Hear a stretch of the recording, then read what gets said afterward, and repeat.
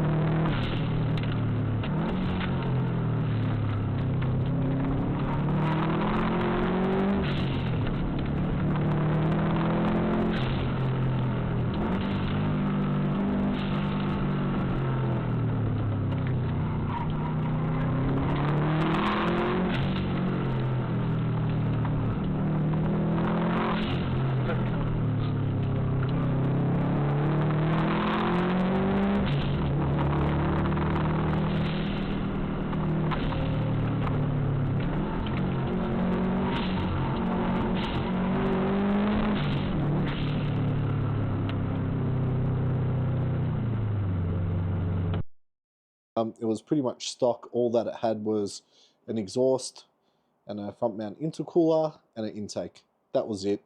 I didn't even know if it had been tuned at that point in time. I was still learning, the game of the Subarus and how to unlock their full potential. So basically I enjoyed it for what it was. It was great fun, which the first few clips capture that.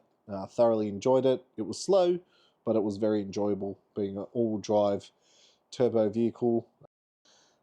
Started modifying it probably in about I think it was 2013. I put a VF34 turbo on it.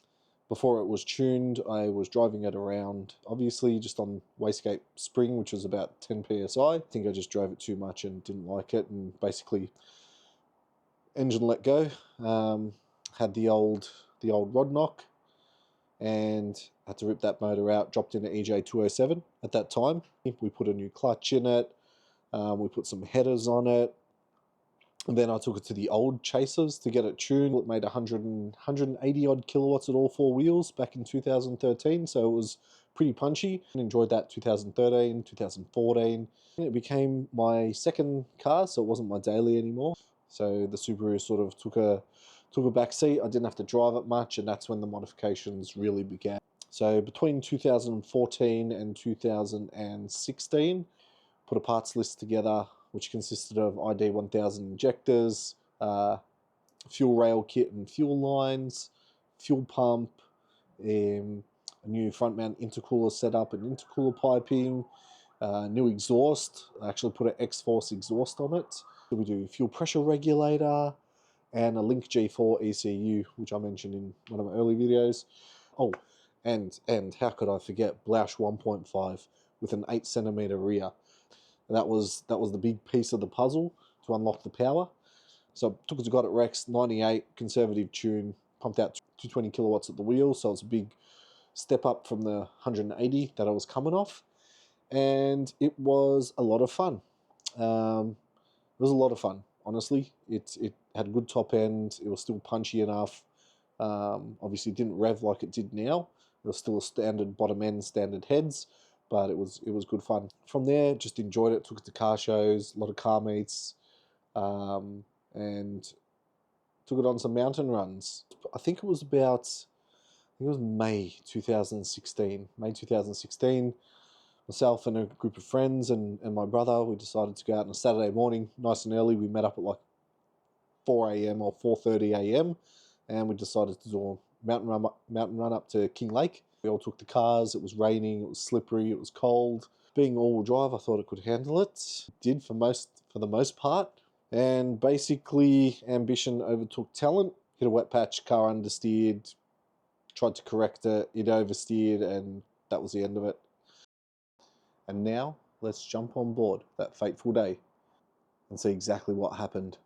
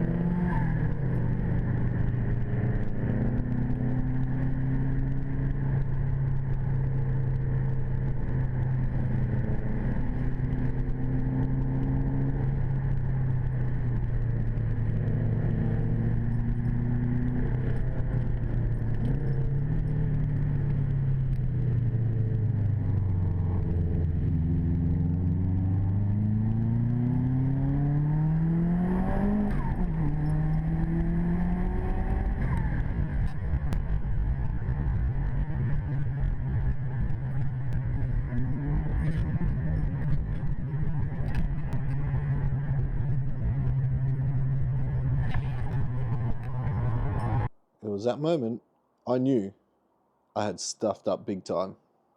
To see exactly what happens, tune in to REXXEM Origins Part 2, which will be dropping soon.